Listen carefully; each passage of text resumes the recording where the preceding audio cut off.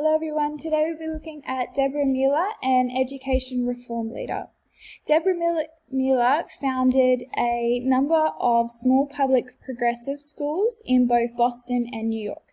She founded these schools, anywhere from 300 to 400 students, on the basis that the smallness of the school can facilitate governance, respect, simplicity, safety, parent involvement, accountability, and student belonging. She also advocated for the connection with these small schools to different types of education, like education for democracy, progressive education, the public schooling equality, and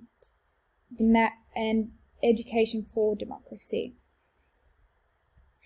She got these beliefs, or I believe she got these beliefs, from 1949 to mid-1960s. This was a time in America of just after the war and the civil rights movement, so it was a big time for boom, lots of the American boom, where lots of families started moving out and schools started to appear all over the place.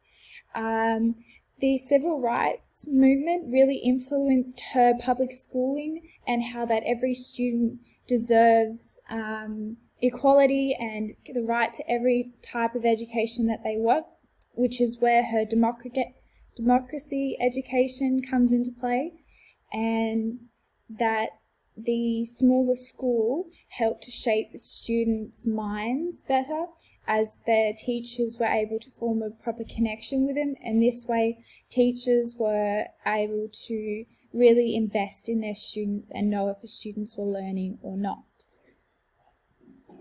Okay.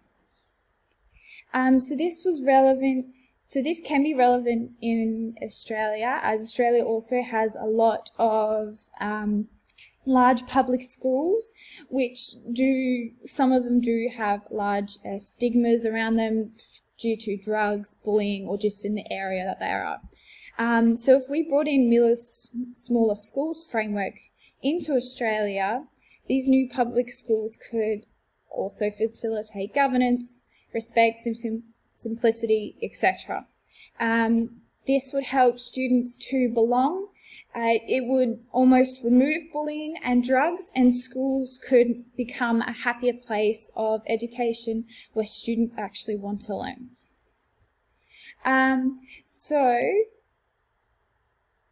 This Deborah Mueller is significant to me as a future teacher, because I came from a small school, and so I fully believe what she's talking about. Yeah, I created great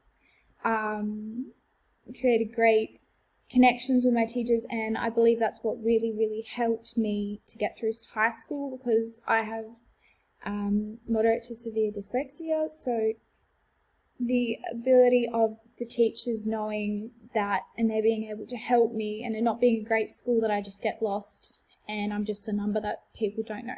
So that's why I really look up to her, that she started advocating for this so long ago, and that now that's why one of the reasons I was able to go to a small school, because of what she advocated for, and I really look up to her for what she does, and I have admired her. So the reason I believe Mueller's contribution is significant to the education community is that she advocates for a different type of school. So that, like me, I don't fit into the main schooling system, but because of this other type of school where students are able to go in and be looked after and be valued and be a person and not a number, that she puts the children's well-being first, because the school that we have at the moment just doesn't fit every student. So there needs to be a wide variety of different ways, different types of teaching to cater for this, because everybody is different. Okay,